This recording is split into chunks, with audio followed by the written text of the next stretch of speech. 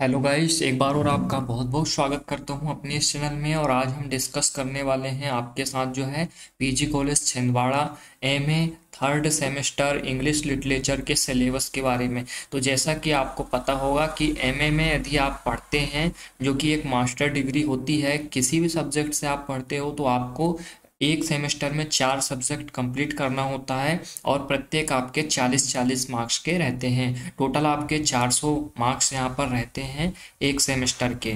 इस तरह से आपके 4 सेमेस्टर होते हैं और एमए आपका कंप्लीट हो जाता है। उसी में जो थर्ड नंबर का सेमेस्टर है उसके सिलेबस की हम बात करते हैं इंग्लिश लिटरेचर के अंतर्गत। तो पीजी कॉलेज छिंदवाड़ा का यह सिलेबस देख रहे हैं। हमने पिछली वीडियो में आपको बताया है कि आप जिस कॉलेज में पढ़ते हैं या यूनिवर्सिटी में पढ़ते हैं तो अपना सिलेबस कैसे निकाल सकते हैं। जैसा कि हमने इस पीजी कॉलेज का यहाँ पर सिलेबस निकाला है और इसके बारे में आपको बताने की कोशिश करते हैं। इससे कुछ अलग भी सिलेबस आपका हो सकता है या ऐसे ही सेम सिलेबस आपका हो सकता है। तो ये आपको कंफर्म आपके कॉलेज में ही करना पड़ेगा फाइनली एक बार कि आपका सिलेबस यही है क्या। यदि वो कहते हैं कॉलेज में कि आपका सिलेबस यही है तो आप इसको पढ़ सकते हैं, और यदि इससे कुछ अलग है तो आप अलग भी पढ़ सकते हो अपने कॉलेज से लेकर के। जैसा कि हम इस पर डिस्कस करना चाहते हैं, इसके बारे में ओवरव्यू दे रहे हैं कि आखिर सिलेबस को कैसे पढ़ते हैं और कैसे तैयार करते हैं।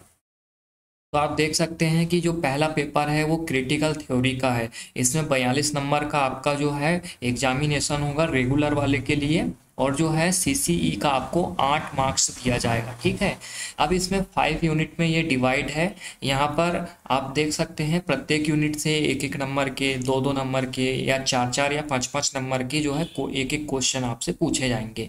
तो आप यहाँ पर जो है देख सकते हो कि दो दो यहाँ पर जो है राइटर और दो दो एक एक या दो दो उनकी रचनाएं यहाँ पर दी गई है, जो है उन्हीं को आपको पढ़ना है।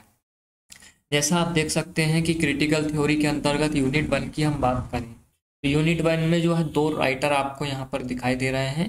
तो ये दो राइटर जो दिखाई दे रहे हैं इनके बारे में आपको सबसे पहले पढ़ना होगा। जैसे यहाँ पर जो नाम लिखे हैं, सबसे पहले उस राइटर के बारे में आपको पढ़ना होगा कि इनका जन्म कहाँ हुआ, इनका जो है लिटरेचर में ये कैसे आए हैं, किस तरह से इनकी ग्रोथ हुई है और किस तरह से इतने महान राइटर बन गए हैं या पोएट बन गए हैं। ये पोएट है, राइटर है, कौन कौन है ना, और ड्रामेटिस्ट है या नहीं है, और इनको यदि नोबेल पुरस्कार मिला है तो कब मिला है, कोई पद्मश्री पद्म भूषण मिला है तो कब मिला है, किसके द्वारा मिला है ना। और साथ ही साथ में और अन्य नोबेल पुरस्कार जो कि फेमस होते हैं वो इनको कब मिले हैं। तो ये सारी डेट्स आपको याद रखनी पड़ेगी, उनके बारे में देखना पड़ेगा कि किस युग के वो कवि है जो है आपके। आप देख सकते हैं युग के बारे में। उसके बाद में यहाँ पर इनकी जो रचनाएं दी गई है, एक रचना या दो रहती है। जैसे यहाँ पर जो है रासा थ्योरी लिखी हुई है, तो रासा थ्योरी का मतलब होती है थ्योरी, होती है रासा थ्योरी। तो उसको आपको पढ़ना होगा कि आखिर है क्या, इसके बारे में आपको पता करना पड़ेगा, है ना। तो इसकी पूरी आपको थ्योरी पढ़नी पड़ेगी डिटेल में। तो फिर उसके बाद में जो है आपका यदि यहाँ से 4 नंबर्स का या 2 मार्क्स का और 4 मार्क्स का क्वेश्चन बन सकता है तो आप उसको बड़ी आसानी से लिख सकते हैं। 2 मार्क्स क्वेश्चन बनता है तो मैक्सिमम 2 पेज पर लिखिएगा, और 5 मार्क्स का क्वेश्चन बनता है तो मैक्सिमम 5 पेज पर लिखिएगा, है ना। उससे तो कम लिख सकते हैं, उससे ज़्यादा लिखने की आपको ज़रूरत वैसे है नहीं। तो जैसे आप देख सकते हैं यहाँ पर दूसरे राइटर हैं, उनकी भी आप देख सकते हैं यहाँ पर जो है ट्रांसलेशन है बैचलर्स का। फिर उसके बाद में यूनिट 2 पर आते हैं। यूनिट 2 पर भी यहाँ पर दो राइटर और उनकी एक एक रचनाएं दी गई है। लॉन्गिनस ऑन द सबलाइन दिया गया है, और फिलिप का सिडनी दिया गया है। अपोलॉजी फॉर पोएट्री यहाँ पर बताया गया है सेकंड यूनिट में। फिर थर्ड यूनिट, फोर्थ यूनिट और फिफ्थ यूनिट दी गई है। इसी तरह से आपका जो सेकंड पेपर होने वाला है वो आपका होने वाला है इंग्लिश लैंग्वेज का। इंग्लिश लैंग्वेज की भी आपकी 5 यूनिट्स है। पहली यूनिट में लैंग्वेज के बारे में है, उसकी डेफिनेशन, फंक्शंस, है ना, कैरेक्टराइजेशंस और जो भी रहते हैं, अप्रोच, सोशल अप्रोच। एंड जो सेकंड यूनिट है उसमें जो है लैंग्वेज की वेराइटीज़ के बारे में बताया गया है ना, और यहाँ पर जो है रजिस्टर, स्टाइल ऑफ डायलैक्ट जो दिया गया है उसके बारे में बताया गया है। फिर उसके बाद में जो है डेफिनेशन जो है वो दी गई है फोनोलॉजी की और जो है फोनेटिक्स की। फिर उसके बाद में फोर्थ यूनिट पे आ सकते हैं, वहाँ पर फोन मैथ्स और जो अन्य चीज़ें, इस तरह से इसकी भी 5 यूनिट आपको कंप्लीट करनी होगी। थर्ड पेपर की ओर चलते हैं। थर्ड पेपर में जो है इंडियन राइटिंग इन इंग्लिश है, मतलब कि जो इंडिया के इंग्लिश पोएट हैं उनकी रचना और उनके बारे में यहाँ पर देखने को मिलेगा। एनोटेशन का मतलब यहाँ पे दिखा है कि 6 pages selected placed to form unit second third fourth. तो जो सेकंड थर्ड और फोर्थ यूनिट है आपकी, वहाँ पर से आपका एक पैसेज दिया जाएगा, 6 पैसेज लिखा है। तो वही यहाँ पर एनोटेशन में उस पैसेज का जो आप हिंदी में आपको पैसेज मिलता है तो कैसे आप संदर्भ प्रसंग और व्याख्या करते हैं, ठीक इसी तरह से यहाँ पर रेफरेंस कॉन्टेक्स्ट लिखना पड़ता है इंग्लिश में। रेफरेंस का मतलब वही आपका संदर्भ हो जाता है, जिसमें इसके राइटर कौन है, ये पोयम जो या जो भी आपकी दी गई है लाइंस, वो कहाँ से ली गई है, किसके द्वारा लिखी गई है, और उनके बारे में वर्णन करना रहता है थोड़ा सा। इसी तरह से कॉन्टेक्स्ट रहता है, कॉन्टेक्स्ट में उस लाइन में क्या कहा गया उसके बारे में बताना पड़ता है, और क्रिटिकल आपको लिखना पड़ता है लास्ट में। तो इस तरह से 3-4 पॉइंट में आप लिख सकते हैं 3-4 पेज में, और बहुत ही आसानी से 3-4 नंबर को बहुत ही आसानी से पा सकते हो। आपको जो मटेरियल है इंग्लिश में लिखने के लिए, तो ज़्यादा से ज़्यादा आपको जो है पॉइंट रहते हैं जो उनको याद करना पड़ेगा।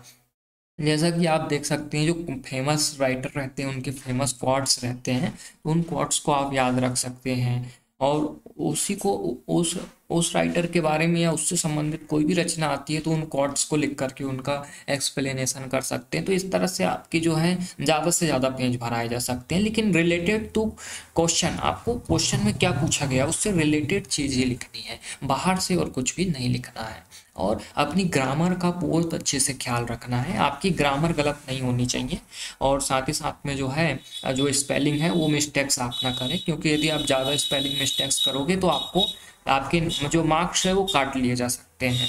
फिर सेकंड यूनिट में यहाँ पर देख सकते हो जो है श्री अरविंदो का दिया गया है सावित्री और बुक आई कांटो आई।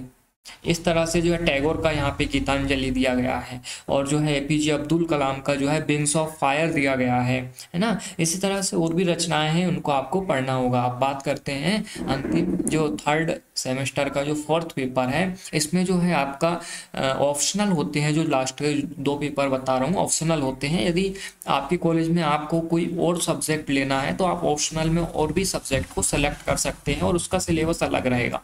जैसे यहाँ पर जो फोर्थ पेपर है, इसमें बी नंबर का जो ऑप्शनल था, तो उसको हमने यहाँ पर उसके बारे में डिस्कस कर रहे हैं, जो कि अमेरिकन का लिटरेचर है, अमेरिका का लिटरेचर। तो अमेरिका के जो पोएट राइटर हैं उनके बारे में आपको यहाँ पर देखना पड़ेगा, और फिक्शन। एनोटेशन का मतलब वही कि आपको एक पैसेज दिया जाएगा, उसका रेफरेंस कॉन्टेक्स्ट ये लिखना पड़ेगा, ठीक है। 2-3 पैसेज आ सकते हैं, उसमें से कोई एक पैसेज आपको 2 पैसेज करना पड़ेगा, 6 पैसेज आएगा। तो फिर प्रोस का दिया है, प्रोस में जो है एमर्सन, जो कि बहुत फेमस प्रोस मेकर है, उसके उनकी 2 रचनाएं दी गई है ये है ना। तो यहाँ पर एक ही राइटर है, तो एक और राइटर हो सकता है आपके सिलेबस में ऐड हो गया होगा, तो आप उसके बारे में पढ़ सकते हैं। जैसे पोएट्री की बात करें, पोएट्री में आप देख सकते हैं रॉबर्ट फ्रॉस्ट का दिया गया बहुत ही फेमस जो है stopping by woods on a snowy evening after apple picking.